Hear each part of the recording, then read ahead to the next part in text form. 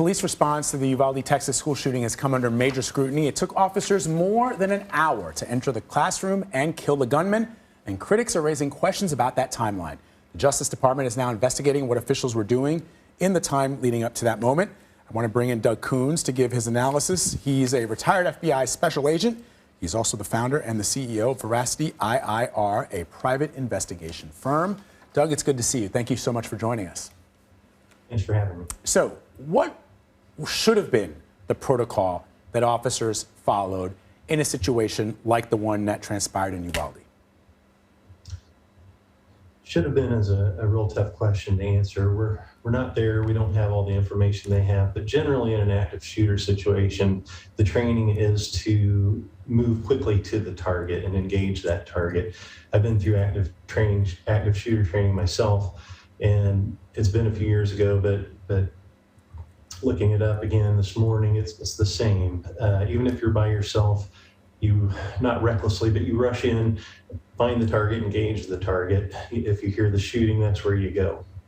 Yeah, just Doug, the reason I asked that is because, and I said what should have been the protocol, it's because folks like yourself and police officers undergo routine training to train specifically for situations like this. And I know that in any situation, the fog of war happens, and not every situation is the same, for sure. But the reason you train and the reason you go through these steps is so that when you're confronted with a situation like this, you're able to manage it properly. And it just struck me, and I don't know what you think, Doug, but whatever we're doing by looking back at this now, it doesn't strike me that what those officers did was correct in any situation.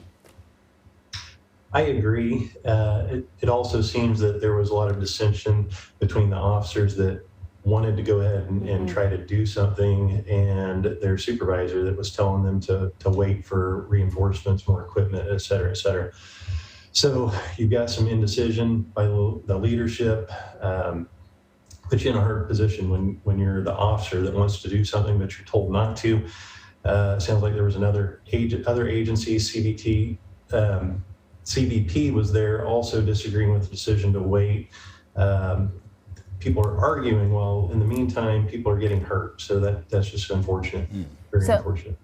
Doug, obviously, you weren't there, and I have no idea what it's like to be in a situation like that. We know that a couple of officers did enter the school. They started taking on fire, and they backed out, and then there was this long time period that I think that's what's really sort of getting to people.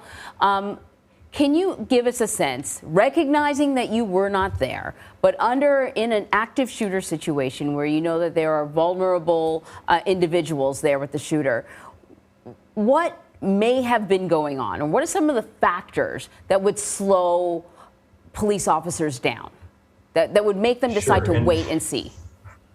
And I am comfortable with that question, because while I'm hesitant to criticize the law enforcement response having not been there, et cetera, the things that could have slowed them down. So when you engage the active shooter situation and the shooting stops, okay, that changes things. You have to reassess. You have to slow down a little bit. If you don't know where the shooter is, then you have to start a more methodical building clear, room clear as you move through the building seeking that shooter. Now, in this case, it seems like they knew where he was. And I'm not sure about all the facts here, but it seems to me like there's sporadic gunfire throughout the situation, which means it's still an active shooter. There's questions about, well, has this changed to a barricaded subject with hostages? And if so, that does change it.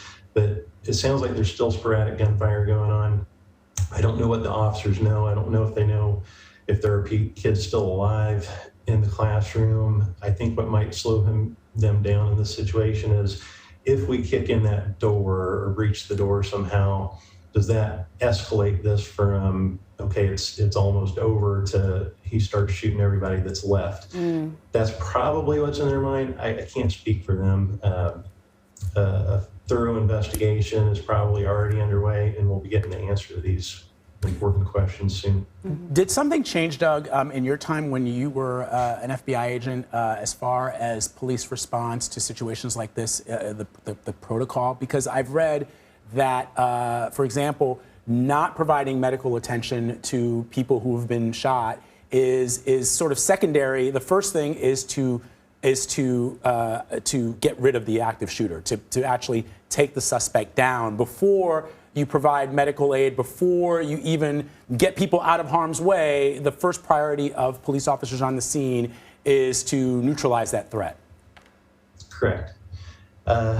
It may have changed over the years. I'm not aware, and it's not the same from every jurisdiction exactly how they do it, but the general concept is just like you said. You got to eliminate that threat. So it doesn't matter if you're treating people that are already hurt, if more people are getting hurt. So you got to go stop that threat first. I think back as a young age, and the first one that I can recall was Columbine, and we really didn't do much training prior to that. That was kind of the big thing that made everybody understand this is something that we need to address. And I think as more of these have happened, we try to learn every time from our successes and our failures, and we try to do better next time. And certainly there are lessons that can be learned here. So Doug, I'm going to ask you sort of a big umbrella question when you say there are lessons to be learned. It occurs to me as we're watching this, but also, the Parkland shooting, there have always been gaps, it seems. In terms of the Parkland shooting, authorities were alerted to the fact that this guy needed some sort of mental health intervention, but then it never went beyond that. In this case, and we're just learning about the suspect in this case, but, there are a lot of questions about, an 18-year-old kid who gets to just walk right into a store and buy not just the weapon, but also the protective clothing, and there's no sort of red flags. These kids do active shooter training. Everyone's learning hide, run, fight now.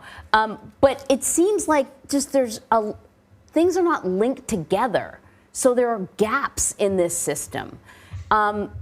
Is my assessment off, or I want to get your take on it? Are we kind of doing all the right things, but in pockets, and it's not working together well enough to stop something like this?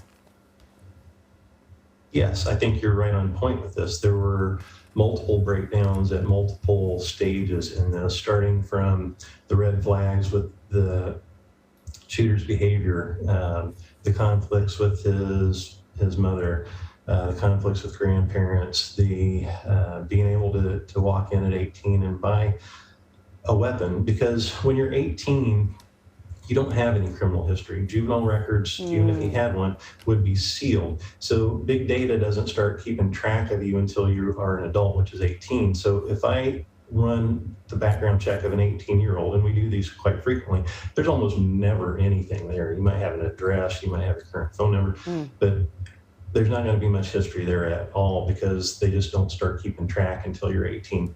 And so many of the shooters are young men. I know, and Doug, right? Here's the thing, right? Look, it just strikes me as bizarre that when I was, 17 and I had a friend who tried to buy some beer at the local package store, that the guy who ran the local package store in my town was a hard, a tough guy. Like when he was looking at my buddy's ID, and he would not sell him a 6-pack of beer because you're not allowed to drink alcohol until you're 21 in the state of New York. And it just strikes me when Anne-Marie said, he walked into a gun store and he bought an AR-15 and protective gear, why somebody wouldn't go, well, so what do you think you're going to do with this? Yeah. Like that is just strange to me as somebody who was born here but spent a lot of time abroad where this doesn't happen.